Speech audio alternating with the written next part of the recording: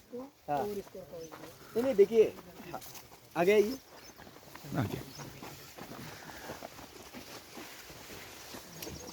हाँ? आगे आइए ना। सिंह साहब, सिंह इज किंग हैं।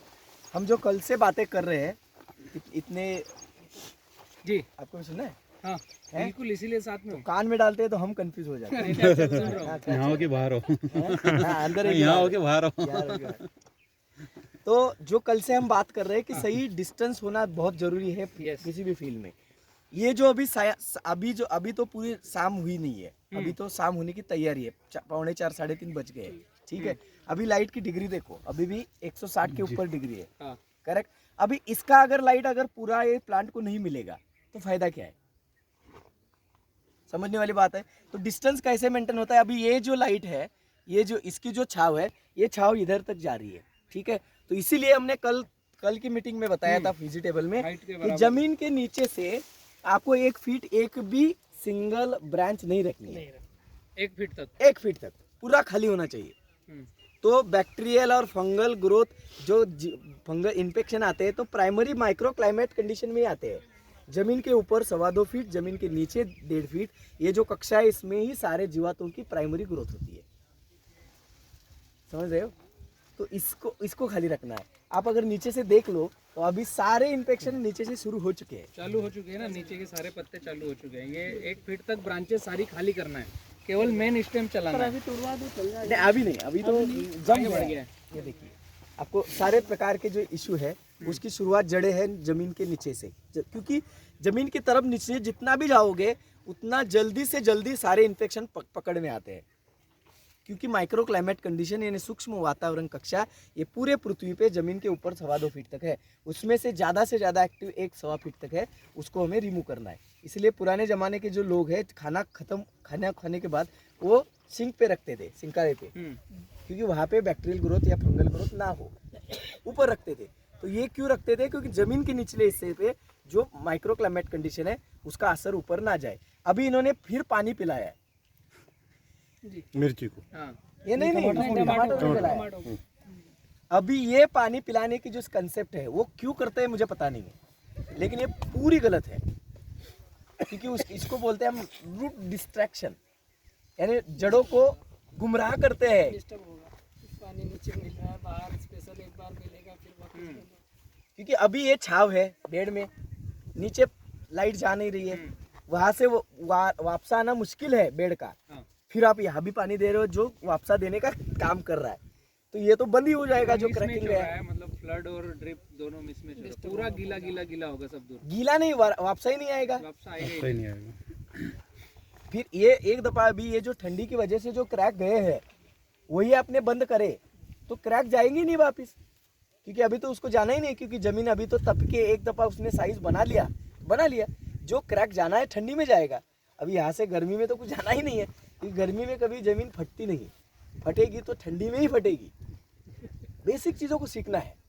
हमारे यहाँ पर क्या है कि एग्रोनॉमिस्ट है, पानी दिलवा रहे हैं, उस एग्रोनॉमिस्ट में जो ये कर्लिंग है, इसमें जो ये पत्ता सिकुड़ रहा है, हाँ, ये इसको चौड़ा करने की हमने हर तरह से कोशिश कर ली, बाकी वो हुआ नहीं। तो देखिए। उसका कहना पड़ा कि इसको फ्लैट पानी दे दो, ये हो जाएगा। हाँ, और उसने प्रैक्टिकली हमको दिखाया भी। ठीक है ना। देखिए आपने प्रैक्टिकली क्यों दिखाया, क्योंकि ये जो छोटा कर्लिंग है, हाँ ये छोटा कर्लिंग है, समझना है हाँ हाँ प्रॉपर फिजियोलॉजी। अभी इधर पैथोलॉजी शुरू होगी, हाँ हाँ पैथोलॉजी के हिसाब से आज के डेट में जैसे ही फ्रूट सेटिंग चालू होगा, बड़े पत्तों का साइज छोटे पत्तों में कन्वर्ट होगा।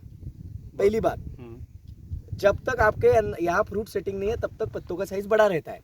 जैसे ही किसी भी फील्ड में पत्तों से फ्रूट बनना चालू हो जाएंगे तो पत्तों का साइज घटना शुरू हो जाता है। क्यों घटता है, कभी सोचा हमने? क्योंकि बड़े पत्ते नीचे थे, अभी छोटे क्यों हो गए? नहीं, क्योंकि अभी बॉडी लाइव स्टोरेज पे चल रही है। बॉडी के अंदर अभी स्टोरेज रखने के लिए ये नहीं है, खाना ही नहीं है, क्योंकि वो फ्रूट में जा रहा है, तो पत्तों की साइज उसने घटा दी। अभी आपने जब पानी पिलाया तो शॉर्ट टाइम के लिए परमानेंट सोल्यूशन नहीं है। शॉर्ट टाइम के लिए क्या करा, इधर का वापसा जो आ रहा था उसको रोक लिया, तो बॉडी की ग्रोथ रुक गई तो अभी वापस स्टोरेज में जाएगी। फिर जो भी स्टोरेज जा रहा है उसके फ्रूट की जो ग्रोथ थी उसको आपने रोक दिया कि नहीं, बॉडी की ग्रोथ आज फ्रूट पे जा रही है तो उसको रोक दिया, तो जो खाना था वो कहाँ वापस चला जाएगा, उसी पत्तों में जाएगा जिस पत्तों से वो ट्रांसफर हो रहा है। तो आपको लगेगा यार वापस खड़ा हो गया, मेन फूड रुकेगा और पत्ता ठीक लगेगा होगा, उल्टा हो गया वो देखने वाली। फल का तो size इसीलिए बढ़ेगा। फिजियोलॉजी क्लियर चाहिए।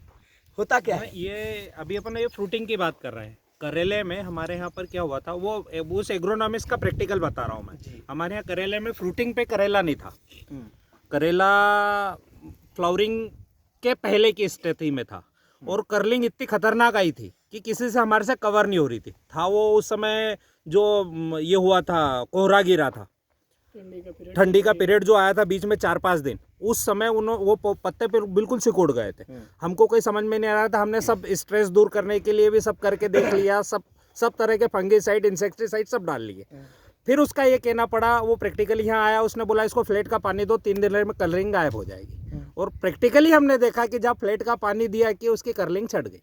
हाँ वही हुआ। अभी वहाँ फ्रूटिंग ठीक है, स्थिति नहीं स्टेज थी। कौन सी भी हो, हाँ समय क्या था, समय थी ठंडी।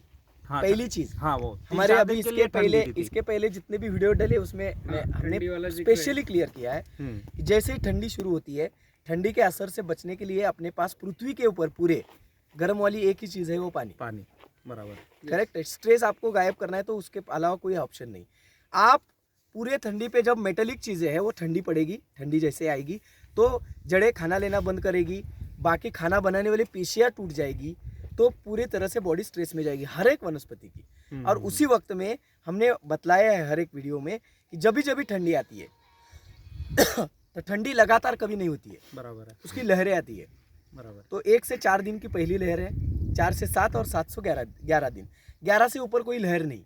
तो जब तक ठंडी चल रही है तो फ्लड हो या ड्रीप हो, दबा के पानी देना है, क्योंकि ये उस वक्त में एक ही पानी ऐसी चीज है कि जिसके अंदर 30 ठंड को से तो 35 लड़ने का की टेम्परेचर क्षमता है ऑलरेडी। और वो टेम्परेचर होने से वो टेम्परेचर क्या करता है, जमीन में एनर्जी को, कैलोरीज, जो एनर्जी ऊर्जा है उसको बहुत बड़े तादाद में डोनेट करता है। कहाँ पे डोनेट करता है, जमीन में, क्योंकि उस वक्त आपको ठंडी गायब करने के लिए कोई अस्त्र है ही नहीं, और ठंडी गायब करने के लिए नहीं है।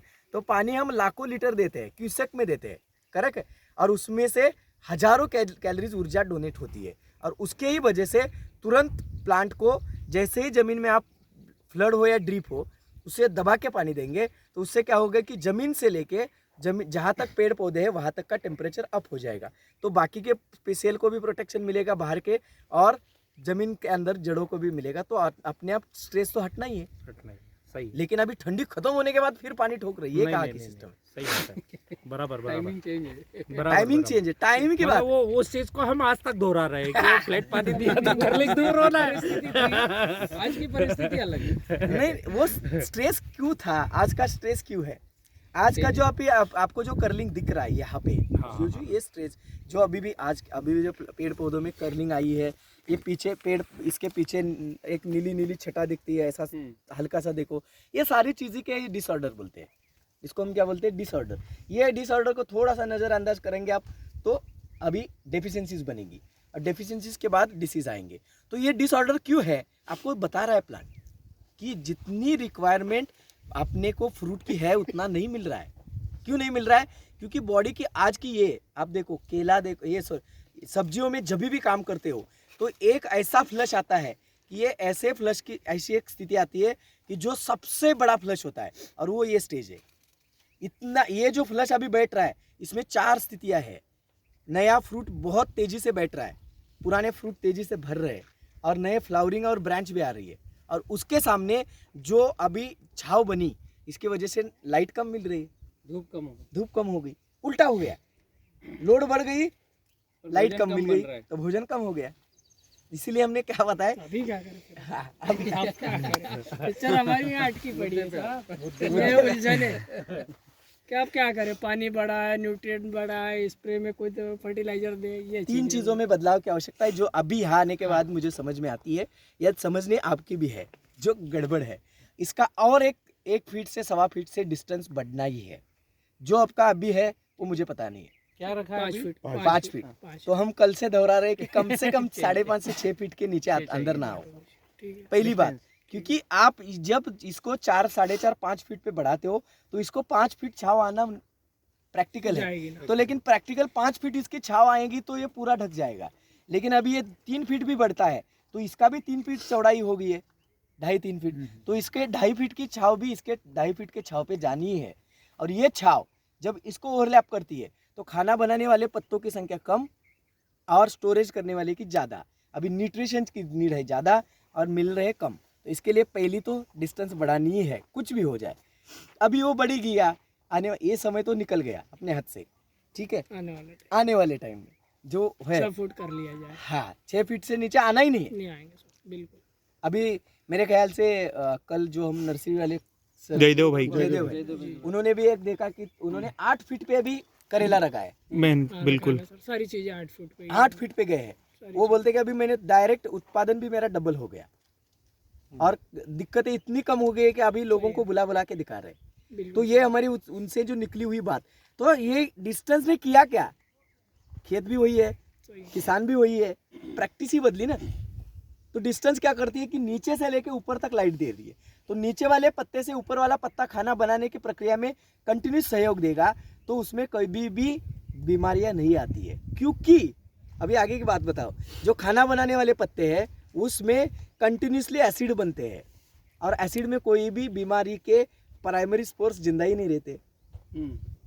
क्लियर? दोनों बेनिफिट है, भोजन भी ज्यादा बनेगा और बीमारियां भी कम से कम रहेगी। प्लांट कम से भी कम कम रहेगी। लग रहा है, हमें खर्च भी कम लग रहा है, मल्चिंग भी बच रही है, ड्रिप भी बच रही है, वो चीजें भी सर। सही है ना? किसान खर्च ज्यादा भी हो रहा है तो और उत्पादन ज्यादा भी हो रहा है। तो थोड़ा सा ये प्रैक्टिस को, यानी साइंस और टेक्नोलॉजी दोनों हाथ मिला के जाने चाहिए। हम क्या करते हैं, कभी कभी साइंस को दौड़ाते हैं और टेक्नोलॉजी साथ नहीं है तो साइंस के नुकसान ज़्यादा आते हैं। क्योंकि साइंस की डेवलपमेंट टेक्नोलॉजी के साथ हुई है, खाली साइंस कभी दौड़ा नहीं है। टेक्नोलॉजी हाथ में हाथ लेके ही दौड़ा है। रिसर्च में जाओगे तो ये सारी चीज़ें लेके ही वो आगे गए है, एक ही नहीं है। तो हम एक ही पकड़ के लाते हैं, बाकी वाले छोड़ देते हैं, मिस करते हैं, जरूरी नहीं वो लगती। क्या हमारे पास तो हाल ही है, और वो जो मिस गाइड करने वाले आ जाते हैं ना, उसमें दिक्कत है। उत्तर दक्षिण है, ये पूर्व पश्चिम होता।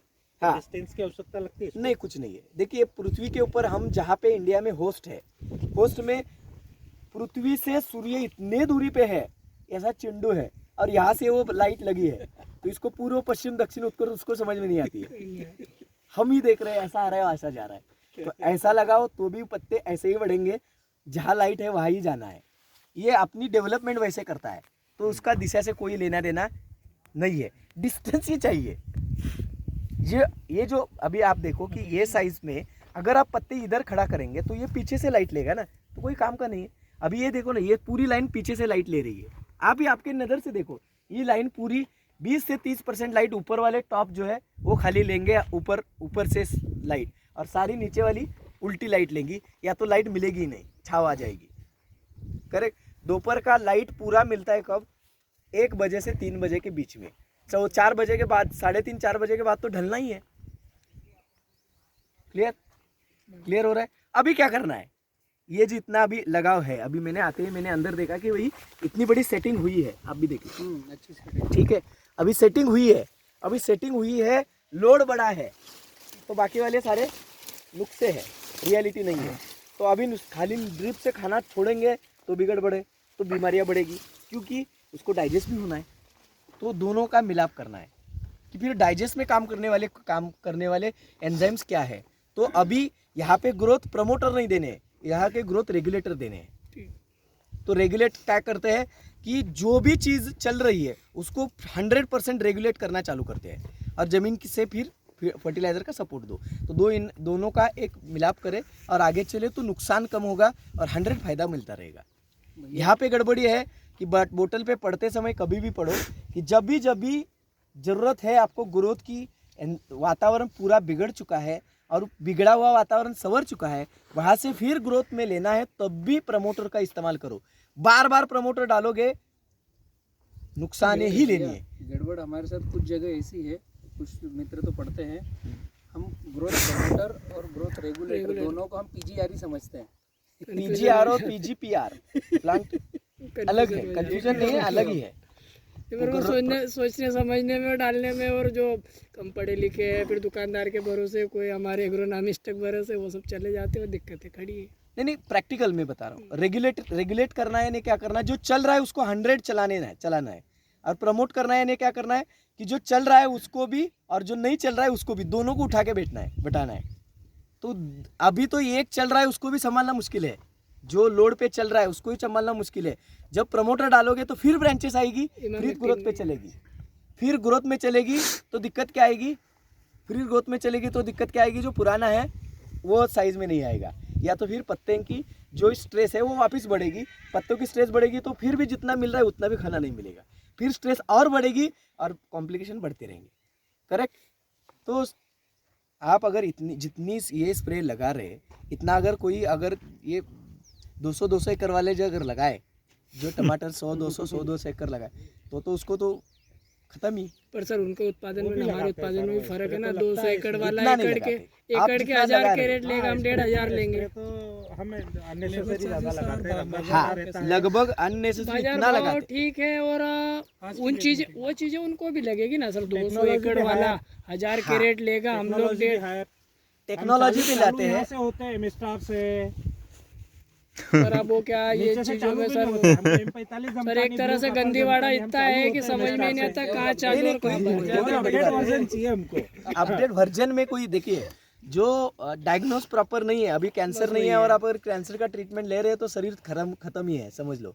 Diagnose first, solution next. जो सॉल्यूशन या डायग्नोस होने के बाद जो आपको प्रिस्क्राइब करना है बात की बात है, या उसके उपाय जो खोजने बाद में खोजो, पहले डायग्नोस तो करो कि हुआ क्या है। जैसे अब हम आने के पहले ही हमने बताया कि पानी दिया ही क्यों, इसका तो रीज़न ढूंढने के बाद में अब बाकी की बात है। करेक्ट है ना। ये तो अभी ये पानी है, ये इसके बाद अभी करेगा क्या, मैं भी अभी भी बताऊँ। आने एक हफ्ते के बाद आके देखो, यहाँ पे फिर च्यूइंग एंड सकिंग पेच इतने बढ़ेंगे कि फिर वो कर्लिंग पास करके पूरे खेत में घूमेंगे, क्योंकि अभी का पानी का ऑपरेशन होना ही है, दूसरा कुछ होगा ही नहीं। अभी ह्यूमिडिटी बढ़ाएगी, जैसे ह्यूमिडिटी बढ़ाएंगे, जो एक पतंग अपनी पैदावार 3 दिन के बाद कर रहा था वो 3 घंटे में करेगा अभी।